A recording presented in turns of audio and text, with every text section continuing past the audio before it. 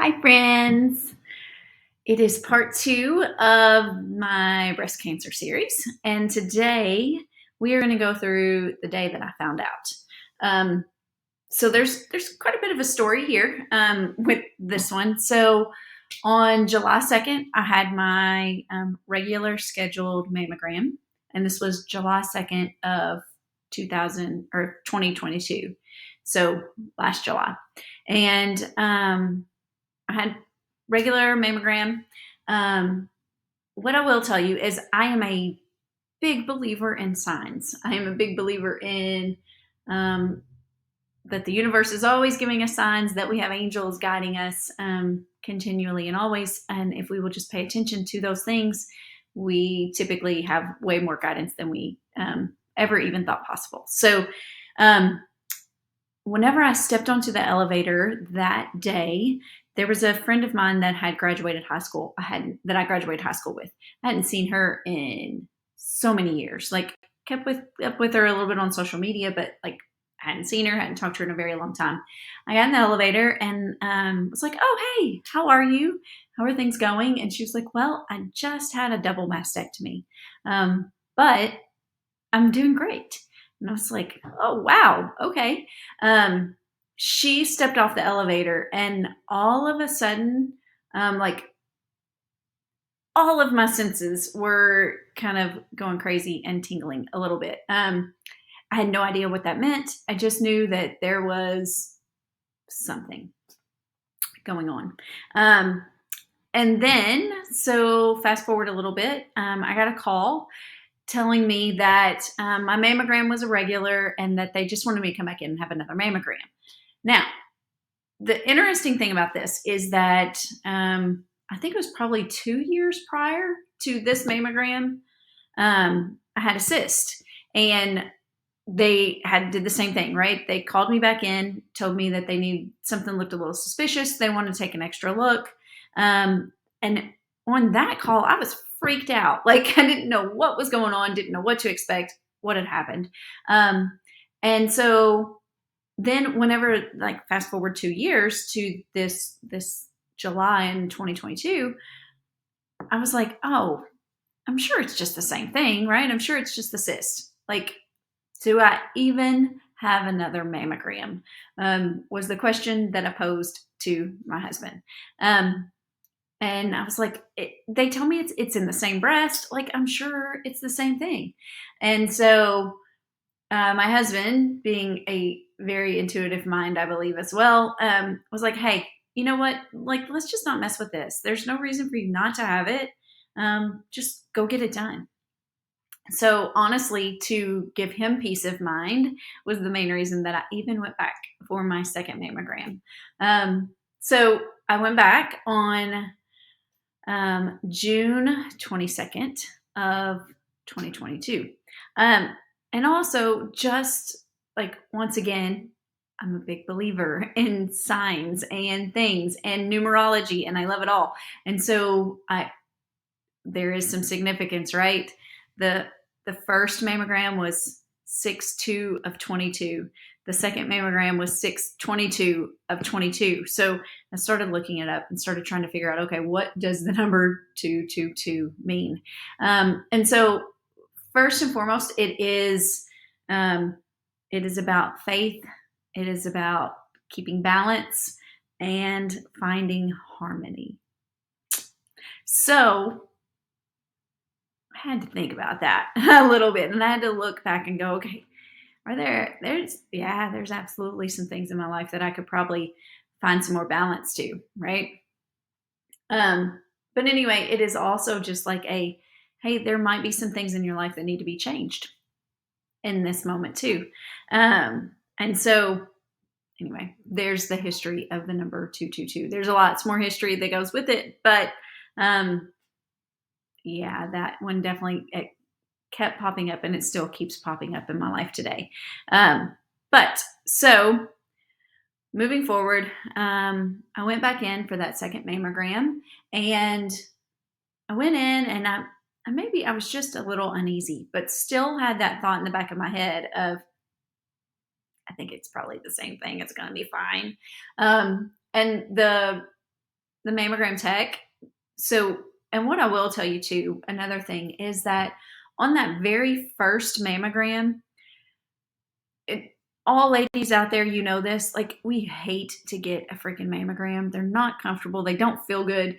Well, I remember that, and so obvious, and another part of this story that I will go into is I had implants.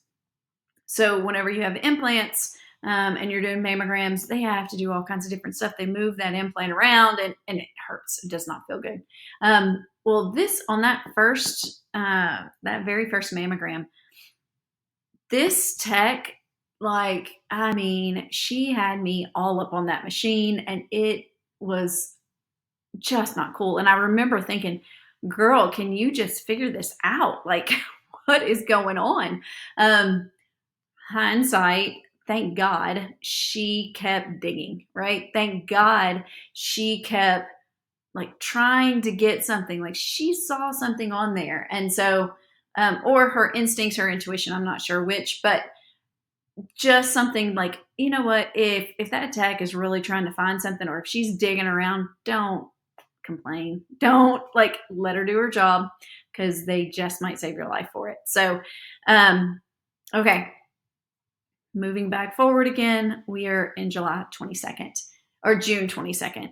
And at that point in time, they had scheduled me for a mammogram and an ultrasound. And they were like, we'll do the mammogram first. And then if we think there's still something going on, we will then go on and do the ultrasound. So I did my mammogram, came back out, sat for a little bit. And the tech at that point in time, then she came back and she was like, yeah, we're going to need that ultrasound. And I was like, okay, all right. Probably just the cyst, right? Because with the cyst, I had to have an ultrasound too. We went in, we did the ultrasound, and I think I probably knew from that moment, because she didn't talk. she didn't talk. She was very focused on what she was doing. Thank goodness for that once again. But man, I think I just had a gut feeling from that point on. Um, so so then she did the ultrasound, and she was like, okay, I'm going to have the radiologist take a look at it, and just stay here in this room, and he'll come back here in just a little while and let you know what he sees. Okay. So as I'm sitting there and I'm waiting, I started hearing him go to other rooms around me, and he was telling them, everything's fine, looks great, you're good, you're good. Um, and my first thought was, holy shit, I'm last. And the reason I'm last is because something ain't right. So that was like a big, like, right, warning sign, right? So in comes my radiologist. He looks at me and he was like, I'm sorry to tell you, but I feel like something is not, it's not normal. It's not right. It doesn't look good. And therefore I'm going to want to do a biopsy. We're going to want to biopsy that, and we'll send that off just to get, just to know for sure what we're dealing with here. And he looked at me and he was like, he goes, I get it. He said, this is, tough news and hard to take sometimes. So he said, you can go home and we can schedule it for here in the next few days to get a biopsy, or you can just stay here. Go on. I can work you in today if you want to go on and get the biopsy done. Well, I am a person that I'm like, I need all of the information yesterday, please. I like details, and I like to know what the hell's going on. And so, yeah, I was like, yeah, let's go on and do this. Like, let's get it done, figure it out. And so he was like, okay, that's fine. We'll get everything ready for you. We'll take care of it. And I was like, okay, great, good. I went back, and at that point in time, I had to call my husband. that sucked. It sucked. Um, because so we had a puppy. We didn't have a puppy. We just bought a puppy, and he was only 5 days old. And so my husband was home with the dog, and I shouldn't say 5 days old. He had only been with us in our home for 5 days. And so whenever I called, he was like, "Oh my God, I'm coming right now." And I was like, "No, no, no, no, you stay home. Like I've got this. It's gonna be okay." And mm, whew, it sucks. Um, I can't imagine being him at home because once again, like I've lived through that, right? I've lived through the being powerless and not having control over a situation and just having to watch as someone else goes through this. So that's tough. Um, so yeah, it was a hard phone call to make. So then I think I maybe had to wait 45 minutes to an hour. He pulled me back and then we went on and did the biopsy. The biopsy was super easy. The hardest thing about it is once he actually gets the numbing stuff that did not feel good. But that wasn't that big of a deal. He went in there and it's like this big click. It's as it's snagging tissue for the sample. And so he did that, and after he finished, um, he then said, "Hey, I'm pretty sure um, that this is going to come back as ductile carcinoma. I've seen it. I've seen it many times, and you have all of the things presenting towards that." And so he was like, "Obviously, I am not an MD, and I don't have the sample. Like, we haven't run it yet. However, more than likely, this should be the diagnosis you expect." And and I have to say, like, not everybody probably would have liked that, but I told him to be upfront with me. Like, I wanted him to be upfront with me. Um, Obviously, I have a history in healthcare. I knew something was not right, and um, so I really appreciated him being as upfront as he could. Um, and even though kind of diagnosing me whenever he didn't have it in front of him, he still helped me to be able to kind of handle that and deal with it. And so from that point, he was like, "Go home. You'll have results in the next 24 hours, um, and then we'll just kind of go from there." And so I got dressed and walked downstairs, and I got out to my car, and I couldn't breathe.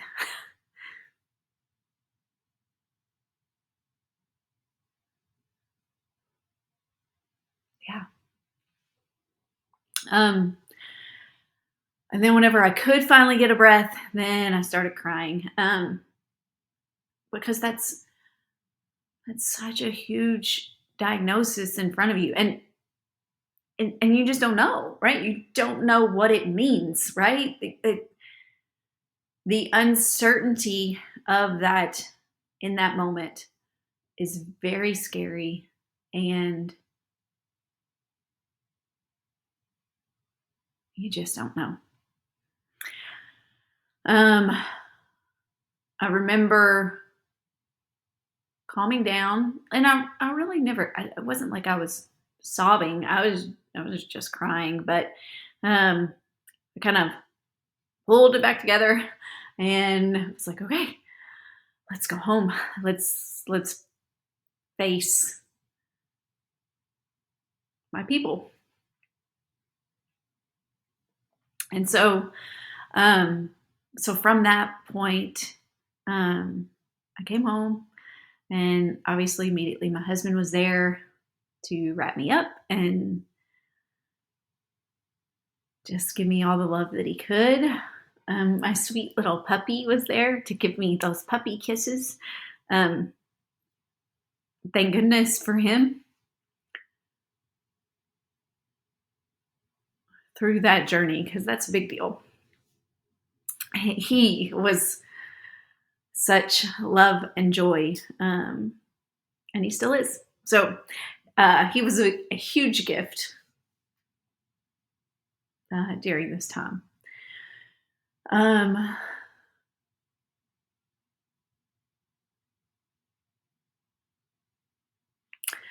I do remember sitting in my bathroom. Um, and I remember telling my husband, I was like, I do not want the kids to have to go through this. Obviously, because I had gone through that as a kid. And I didn't know what my diagnosis actually was at this point. I just knew that it probably was there. And so,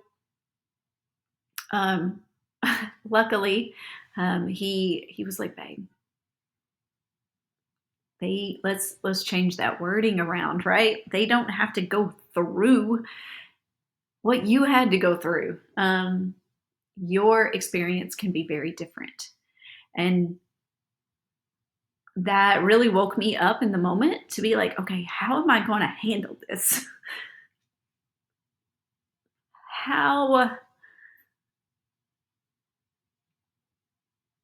am I going to show up every day for them, for my kids, and for my husband, and for myself, right? How? And I really started from that point to go, okay, how am I going to show up? And I was going to show up as my best self, as my caring self, as my loving self, as my supporting self, and as my person of faith. I was absolutely going to show up like that too. And knowing that I was absolutely going to beat whatever was ahead. And I was going to do it with grace. And yeah, that was a big part of it. So from that point, I called my best friend. I let her in on what was going on. And went to sleep that night. What's crazy is that I slept really good. I really, from that point on, very much so started, I've always had conversations with God. My whole life, I always have. But from that point on, I very much had conversations with God, with my angels, with my guides, to just to help me get through things with grace and with dignity, and to have a positive mindset in what didn't seem to be positive at the moment. And so for me, that was, I really just started leaning on my faith, I think, from that moment. And I still do today.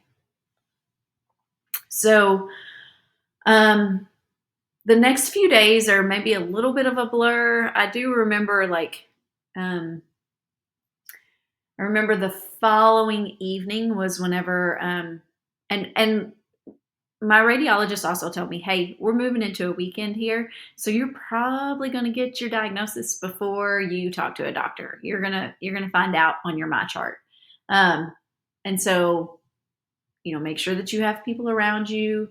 Make sure that you can talk to people, and if you need anything from us, you can always you can call here too, and talk to some nurses and figure some things out. So he was correct. The next day, I believe it was a Friday night was the next day. And I received my diagnosis as having invasive ductile carcinoma. Um, I was lucky that it was found super early. And so for being in that, it was what they believed to be under a centimeter in size. And so with that, that's kind of how they stage the tumor and cancer. And so for me, my tumor was less than a centimeter, which meant that it was staged as a 1. And so very, very early on in the process. The next few weeks were a little crazy. One of the ways that my hospital handles, the hospital that I use handles this diagnosis, is they pull together a full team for you. And so the way that it works, it's like certain doctors are like for certain days. It sounds kind of crazy, but they have this big fat team of doctors that they utilize, and they rotate throughout days. And so one of the ways that they did this is that there was just one meeting for me with my team of doctors. And so the one thing that happens with that is that I was not able to like hand pick every single doctor, but I would be given a team of doctors, and then if I didn't like that team of doctors, then I could always say, hey, you know what? Let's split this up, and I'm going to go, my own ways with however I wanted to. Obviously, working in the healthcare field, I know a lot of doctors. And so I called my OBGYN, told him what was going on, and then gave him the list of my doctors as well. And he was gave like raving reviews of everyone that was on my list. And he was like, Karen, you got the team. I'm like, you're good. You're good with this team. So on the day, there was lots of things going around, like that following week after my diagnosis. They wanted to schedule me to meet with this team of doctors. And so there was lots of calls back and forth with trying to work all of that out and get everything scheduled.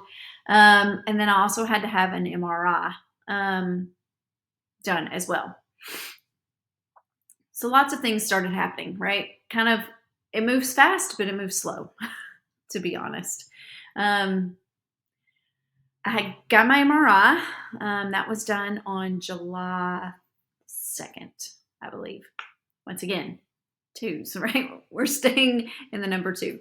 I did the MRI with and without contrast. And then we had some extra results come through. So from the MRI, I learned that, yes, there was the tumor. And also, I told you before, I had implants. We also found out that the breast where the cancer was also had a ruptured implant that I had no idea about. And so my implants were silicone. And whenever there's a rupture, you don't necessarily know, because it's there's capsules that form around these implants. What I will tell you about that is that I'll kind of go into that a little bit more whenever I go into the next video with the surgery radiation. But I had already been researching an explant. I just started, I really, honestly, my life had just changed very much from the place of where I had my implants. I've had my implants for 8 years. I love them, right? I really did. I love them. They were great. However, I started kind of probably 3 years ago, really started following a lot more of a holistic path. And so some of the things I started learning about implants was not holistic, right? That's the biggest thing. They were not holistic. There's so many heavy metals, and there's a plastic, and it's a foreign substance in your body. And your body doesn't like those. Like, your body wants to fight those things. So yeah, so I started learning a whole lot um, about that, and I started educating myself on that. So I kind of, whenever they told me that that was ruptured, I was already thinking, okay, let's just take these things out, right? Because I don't want to deal with that again. Um, so anyway, so that brings a whole nother level of something into my diagnosis. And what I will tell you is that every single diagnosis of cancer is different. Um, Before I had breast cancer, I always lump summed everybody into, oh, you have breast cancer. Well, there's so many different breast cancers, and there's so many different ways to treat it. And I mean, literally everyone that I've talked to, they might have a similar story to me, but they are not the same. And so that was one of my very first lessons with breast cancer, to be honest, is that we are all so very different. And so I couldn't, I kind of started comparing myself or my diagnosis to what other people were. And very, very early on, I had to say, oh, wait a minute. They are not me. I am not them. And my team of doctors is different from their team of doctors. And so I really had to kind of put myself into a bubble and not listen to what everybody was saying, because everybody wants you to tell they want to tell you the horror stories. They want to tell you all the bad things that happened. And so I learned very, very early on to kind of shut those things out. And I would listen with an ear, but I I didn't take it in, right? I always remembered that we were all very different, and everybody's situation was different. And that became a really big thing. So now let's fast forward to the day that I met my team of doctors. I originally met with a nurse coordinator. She kind of coordinates the whole team. And so then if I have questions, I can ask her all of the questions about it. Um, and then from there, I met um, my surgeon, my oncologist surgeon.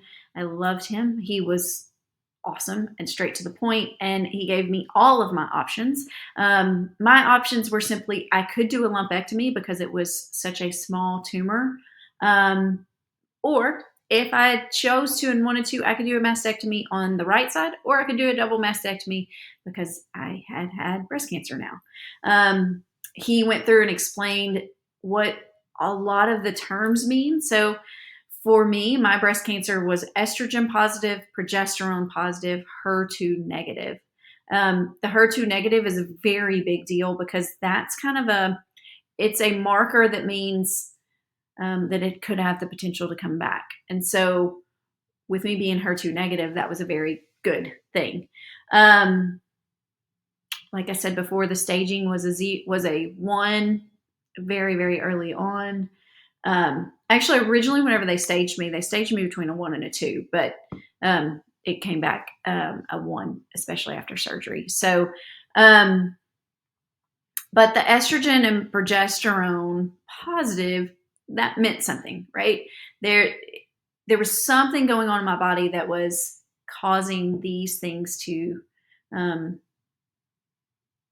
to cause the cancer. And so that really started leading me down the path of why do we have why is that estrogen and progesterone, what causes that disruption?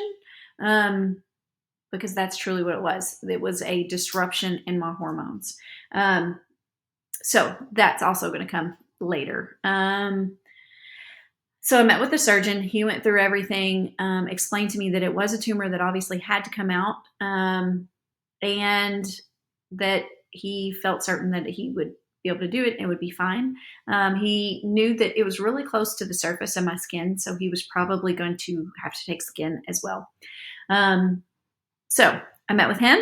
I then met with my radiation oncologist because with the diagnosis that I received, we knew more than likely I was going to have radiation. Chemo was the big question mark.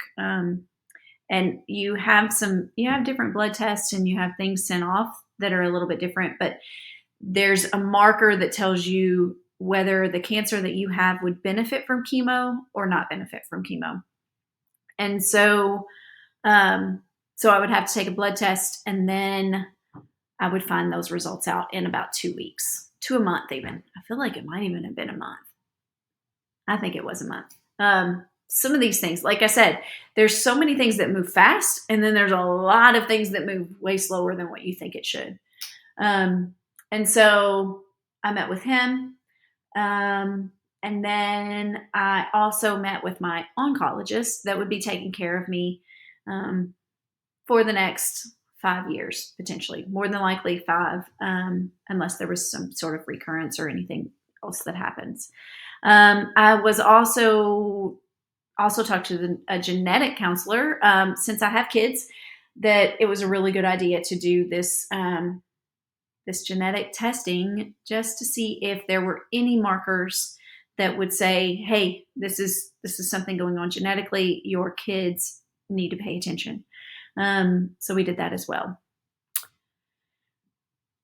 I feel like that was everybody I met with. I know, like, it was, and then also plastics. Yes. I didn't actually meet with my plastic surgeon that day. I met with her 2 days prior to that. No, I take that back. It was about a week after that original appointment that I was able to meet with her. And we had to go through all of the things, right? Because of what it entails to have plastics and to have all of that go on with it. So, so that was the first meeting of all my doctors. And really for that next month, there was lots of talk with insurance companies. There was lots of things going on. Once we finally got my surgery scheduled, the surgery ended up being scheduled for August 24th. So almost 2 months from my diagnosis was how long it took to get everything taken care of, get everything on the books, and then to get a surgery scheduled. Those 2 months were just wreaked havoc on the mind. And I even feel like I have a pretty good mindset practice. I feel like I have had one in place up to that point. And so that was it was a big deal. And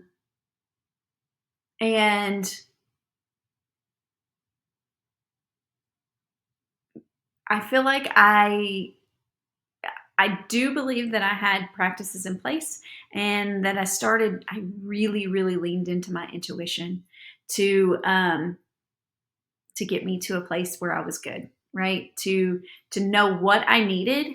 And I had so many tools that I was able to pull from. And that's another thing that we're going to go through later on in this series. But I really did lean into my intuition from that. That was like, okay, this is what I'm going to do.